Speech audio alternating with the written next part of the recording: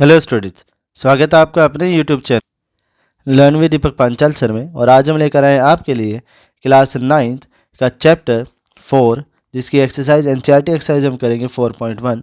और चलिए शुरू करते हैं। और जो फर्स्ट क्वेश्चन है बेटा, ये है आपकी स्क्रीन पर। The cost of a notebook is twice the cost of a pen. Right a linear equation in two variables to represent this statement. ठीक है, यहाँ पे गिवन है बेटा कि take the cost of a notebook to be rupees x. तो cost of notebook कितनी suppose करनी है बेटा, x. And that of a pen मतलब कॉस्ट ऑफ अ पेन ये कितनी है, वाई है। ठीक है, तो ये लिख लेते हैं बेटा। तो लेट कर लिया बेटा हमने कि cost of notebook is equal to rupees X और cost of a pen equal to rupees Y. ठीक है, अब अकॉर्डिंग टू क्वेश्चन क्या कहा इसने कि cost of a notebook, cost of a notebook, ठीक है, नोटबुक की जो कॉस्ट है इज ट्वाइस। ट्वाइस का मतलब होता है बेटा 2 टाइम्स। ठीक है, the cost of a pen, तो कॉस्ट ऑफ अ पेन। ठीक है, अब देखिएगा कॉस्ट ऑफ नोटबुक कितनी सपोज की है बेटा हमने, तो वो की है x is equal to 2 into cost of pen कितने बेटा, तो वो वाई है, तो यहाँ लिखेंगे वाई। इस तरह से इक्वेशन बनी है हमारी x is equal to 2y, या फिर इसी को आप ऐसे लिख सकते हैं x minus 2y equal to 0। और यही बेटा हमारा आंसर है। ठीक है, कि जो स्टेटमेंट हमें गिवन थी उसे हमने इक्वेशन की फॉर्म में लिख दिया है। उम्मीद करते हैं कि जो क्वेश्चन नंबर 1 है वो आपको अच्छे से क्लियर हो गया होगा। चलिए अब देख लेते हैं नेक्स्ट क्वेश्चन, जो कि क्वेश्चन नंबर 2 है। और क्वेश्चन में कहा है बेटा कि express the following linear equations in the form a x plus B Y plus C equal to 0 and indicates the values of a b and c in each case. ठीक है, जो भी इक्वेशन हमें दिए बेटा उससे हमें A x plus B Y plus C equal to 0 की फॉर्म में लिखना है। मतलब कि ये लीनियर इक्वेशन की स्टैंडर्ड फॉर्म है बेटा। ठीक है, जिसके राइट साइड में क्या होता है, 0 होता है। तो फर्स्ट पार्ट गिवन है हमें कि 2x plus 3y equal to 9.35 बार। ठीक, तो देखिएगा ज़रा इसे कैसे लिखेंगे, ये आएगा हमारा 2x प्लस 3y माइनस 9.35 बार, और ये इक्वल टू हो जाएगा 0 के। ठीक है, तो ये बिल्कुल हमने वैसे ही लिख दिया है बेटा ना। अब लिखेंगे ऑन कंपेयरिंग, क्योंकि हमें अब ए बी सी की वैल्यू फाइंड करनी है। तो ऑन कंपेयरिंग विद, किससे कंपेयर करेंगे, जो ये स्टैंडर्ड फॉर्म में गिवन है, जो कि है A x plus B Y plus C equal to 0। ठीक है, अब देखिएगा ज़रा क्या, जैसे इससे कंपेयर करते हैं तो हमें क्या क्या वैल्यू मिलेंगी। तो लिखेंगे वी गेट ए बी और सी। ठीक है, अब समझो ज़रा पहले, देखिएगा ज़रा, जो ए है बेटा वो यहाँ पर x का कोफिशिएंट है, और यहाँ जो x का कोफिशिएंट है वो है 2। तो इसका मतलब जो a की वैल्यू है वो कितनी हो जाएगी, 2 हो जाएगी। ठीक है, अब यहाँ b का जो b है वो y का कोफिशिएंट है, और यहाँ y का कोफिशिएंट क्या है बेटा, 3 है। तो इसका मतलब कि जो हमारा b है इसकी वैल्यू 3 हो जाएगी। अब देखिएगा जो कांस्टेंट, ये c जो है ये यहाँ पर कांस्टेंट है, और इधर कांस्टेंट कितना है, 9.35 बार। ठीक है, माइनस साइन के साथ में कांस्टेंट होता है जिसके साथ कोई वेरिएबल ना हो। तो यहाँ पर हम लिखेंगे माइनस में 9.35 और बार। तो इस तरह से हमारे पास ए बी और सी की वैल्यू आ जाती है। उम्मीद करते हैं कि जो क्वेश्चन नंबर 2 का फर्स्ट पार्ट है वो आपको अच्छे से क्लियर हो गया होगा। अब इसका सेकेंड पार्ट देख लेते हैं। और सेकेंड पार्ट है बेटा x minus y upon 5 minus 10 equal to 0। तो इसे आप ऐसे भी लिख सकते हैं कि देखिए x सिंपल लिखा है तो आप इसे लिख सकते हैं 1 इंटू एक्स। 1 इंटू एक्स लिखेंगे तो भी वो सेम ही रहेगा। ठीक है, माइनस वाई अपॉन 5 को आप लिखेंगे माइनस 1 अपॉन 5 और इंटू वाई माइनस 10 और इक्वल टू 0 हो जाएगा। ठीक है बेटा, तो हमने इसी को दोबारा से लिख लिया है। अब लिखेंगे कंपेयर करेंगे इसे, है ना। तो लिखेंगे ऑन कंपेयरिंग विद, किससे कंपेयर करेंगे, जो स्टैंडर्ड फॉर्म होती है बेटा, और स्टैंडर्ड फॉर्म है A x plus B Y plus C और इक्वल टू 0। इससे हम कंपेयर करेंगे, है ना। तो आएगा वी गेट फिर से देखिएगा कि x का कोफिशिएंट क्या है बेटा, यहाँ पर a है और इसमें x का कोफिशिएंट क्या है 1 है, तो इसका मतलब जो a की वैल्यू है वो हमारी 1 आ जाएगी। ठीक। b क्या है बेटा, तो b है हमारा y का कोफिशिएंट और यहाँ y का कोफिशिएंट क्या है, ये है -1/5। तो इस तरह से जो b की वैल्यू है वो -1/5 हो जाएगी। ठीक है। c क्या होता है, तो c होता है बेटा कांस्टेंट टर्म, यहाँ पर कांस्टेंट टर्म c है और यहाँ कांस्टेंट टर्म क्या है -10। तो इस तरह से c की वैल्यू -10 हो जाएगी और यही हमारा क्या होगा, आंसर होगा। ठीक है ना बेटा, उम्मीद करते हैं कि ये भी आपको अच्छे से क्लियर हो गया होगा। अब देख लेते हैं इसका थर्ड पार्ट। और जो थर्ड है बेटा, ये है -2x + 3y = 6। तो देखिएगा इसे हम दो तरीके से लिख सकते हैं बेटा। तो पहला जो फर्स्ट पार्ट है इसका, उसे हम इस तरह से लिखेंगे -2x + 3y, और जो प्लस का 6 है बेटा, जब वो लेफ्ट साइड आएगा तो -6 हो जाएगा =0। ये स्टैंडर्ड फॉर्म है। ठीक है।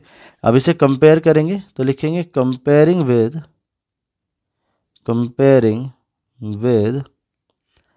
ax + by + c = 0। कंपेयर करेंगे तो यहाँ पर a की वैल्यू जो है बेटा वो -2 आएगी, b की वैल्यू जो है वो 3 आएगी और जो c की वैल्यू है वो -6 आ जाएगी। ठीक है। एक मेथड तो इसका ये हुआ बेटा। और सेकंड देखिए, इक्वेशन हमें गिवन है -2x + 3y = 6।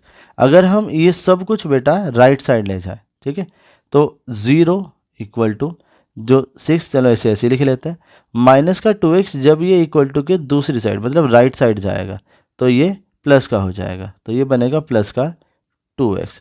और 3y प्लस का है, जब वो राइट साइड जाएगा बेटा तो वो माइनस का हो जाएगा, तो माइनस का 3y। या इसे हम इस तरह से लिख सकते हैं कि 2x - 3y और +6 और इक्वल टू 0। ठीक है। फिर इसे आप लिखेंगे on comparing with ax + by + c = 0, है ना। इससे इसे कंपेयर करा लेंगे। कंपेयर करेंगे तो यहाँ से a की वैल्यू आएगी बेटा 2, b की वैल्यू आएगी आपकी -3 और c की वैल्यू आपकी आ जाएगी 6। ठीक है। तो ये भी आपका आंसर सही है और ये दूसरा भी आपका आंसर ठीक है। ठीक है। डिपेंड करता है कि आपने इक्वेशन को किस तरीके से रिफॉर्म किया है। ठीक। अगर आप बेटा फर्स्ट टाइप से करेंगे तो इक्वेशन फिर इसका आंसर ये ठीक हो जाएंगे। अगर आप सेकंड तरीके से रिफॉर्म करेंगे फिर इसका आंसर ये सही हो जाएंगे। ठीक है। तो आप जैसे करेंगे वो मतलब सही होना चाहिए बस, तो ये सही होगा। ठीक है। उम्मीद करते हैं कि थर्ड के दोनों ही तरीके से जो हम कर सकते हैं वो आपको अच्छे से क्लियर हो गया होगा। अब देख लेते हैं इसका नेक्स्ट पार्ट। और नेक्स्ट है बेटा फोर्थ कि x = 3y। अब देखिए जो x = 3y लिखा है उसे आप इसलिए लिख सकते हैं x - 3y और इक्वल टू 0। ठीक है। अब यहीं पर आप लिख सकते हैं x - 3y। अगर इसमें आप +0 भी कर लेंगे बेटा तो कोई इफेक्ट नहीं होगा और इक्वल टू तो 0 है ही। ठीक है। लिखेंगे ऑन कंपेयरिंग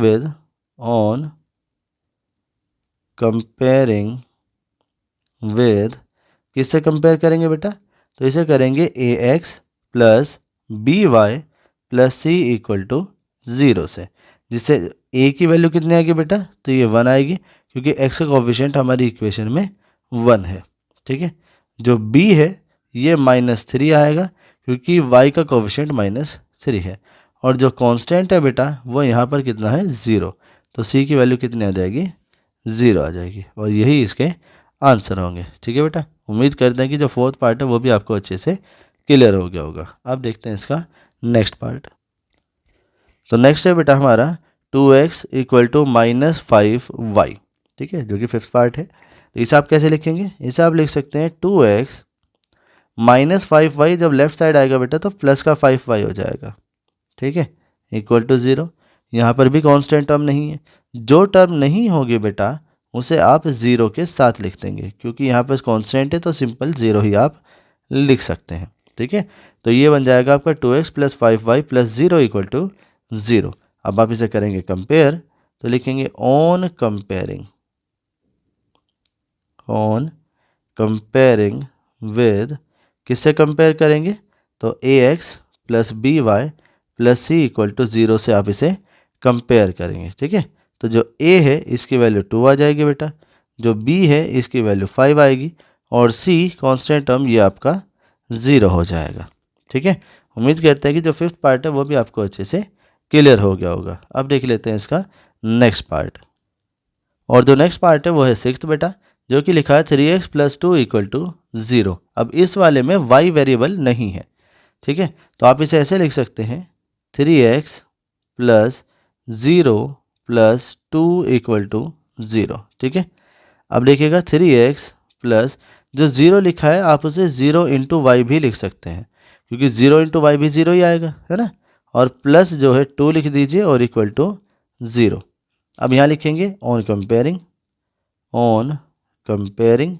ध्यान रखिएगा अगर कोई वेरिएबल नहीं है तो आप 0 × करके वो वेरिएबल लिख सकते हैं। तो हम इसे कंपेयर करेंगे ax + by + c = 0 से, और हमें क्या मिल जाएगा बेटा, तो हमें a b c की वैल्यू मिल जाएंगी, जिसमें a कोफिशिएंट ऑफ x है और गिवन इक्वेशन में x का कोफिशिएंट 3 है, तो a की वैल्यू 3 हो जाएगी। b जो कि y का कोफिशिएंट है, और यहाँ y का कोफिशिएंट 0 है क्योंकि y है ही नहीं, और जो कांस्टेंट टर्म है बेटा, ठीक है, वो कितना है 2। तो इस तरह से a b c की वैल्यू 3, 0 और 2 आ जाती है। उम्मीद करते हैं कि जो सिक्स्थ पार्ट है वो भी आप अच्छे से समझ गए होंगे। अब इसका नेक्स्ट पार्ट देख लेते हैं, और जो नेक्स्ट पार्ट है बेटा ये है y - 2 = 0। यहाँ पर वेरिएबल x नहीं है, क्योंकि इसमें x वेरिएबल नहीं है बेटा, इसलिए हम इसे लिखेंगे 0 × x। ठीक है, 0 × x करेंगे तो भी रिजल्ट 0 ही मिलना है। ठीक है, प्लस y और -2 और इक्वल टू 0। अब देखिए 0 × x तो ये लिखा ही है, प्लस y के मल्टीप्लाई में आपको कोई नंबर नहीं दिख रहा तो आप इसे 1 लिख सकते हैं, क्योंकि 1 × y करेंगे तो भी y ही रह जाएगा। ठीक है, -2 = 0। अब इसे करेंगे बेटा कंपेयर, तो लिखेंगे on comparing with ax + by + c और इक्वल टू 0। तो ax + by + c = 0 से इसे कंपेयर करेंगे बेटा, तो x का कोफिशिएंट यहाँ a है और हमारी इक्वेशन में 0 है। ठीक है, y का कोफिशिएंट b है और हमारी इक्वेशन में, ठीक है, जो ये है इसमें y का कोफिशिएंट कितना है बेटा 1 है। ठीक है, और जो कांस्टेंट टर्म है वो कितनी है, तो वो -2 है। इस तरह से a की वैल्यू 0, b की वैल्यू 1 और c की वैल्यू -2 हो जाती है, और यही हमारा आंसर है। उम्मीद करते हैं कि जो सेवन्थ पार्ट था ये भी आपको अच्छे से क्लियर हो गया होगा। चलिए अब इसका एट्थ पार्ट देख लेते हैं, और जो एट्थ पार्ट है बेटा वो है 5 = 2x। तो इसे आप लिखेंगे 0 = 2x - 5। अब यहाँ पर वेरिएबल y नहीं है, तो इसे हम क्या लिखेंगे बेटा, इसे लिखेंगे हम 2x प्लस, देखिए 0 × y लिख दीजिए, क्योंकि 0 × y करेंगे तो भी 0 ही रहेगा, और 0 आप किसी भी चीज़ में ऐड करते हैं तो उससे कोई इफेक्ट नहीं पड़ेगा, और -5 = 0। इसे भी करेंगे बेटा कंपेयर, तो लिखेंगे on comparing with ax + by और +c = 0। तो x का कोफिशिएंट क्या है बेटा, a है, और हमारी इक्वेशन में x का कोफिशिएंट क्या है बेटा, तो वो 2 है। अच्छा, फिर y का कोफिशिएंट b और हमारी इक्वेशन में y का कोफिशिएंट 0। ठीक है, और जो कांस्टेंट टर्म है वो कितने है बेटा, -5 है। इस तरह से जो 8 पार्ट है ये भी फिनिश हो जाता है, और इसके साथ ही जो हमारी एक्सरसाइज 4.1 है ये भी कंप्लीट हो जाती है। उम्मीद करते हैं कि इस एक्सरसाइज के किसी भी क्वेश्चन के किसी भी पार्ट में आपको कोई डाउट नहीं रहा होगा। अगर कोई डाउट है बेटा तो आप हमें कमेंट सेक्शन में कमेंट करके ज़रूर बताएं, हम पूरी कोशिश करेंगे कि आपका कोई भी डाउट ना बचे। ठीक है, चलिए अच्छे से पढ़ते रहिएगा और ध्यान रखिएगा। Thank you.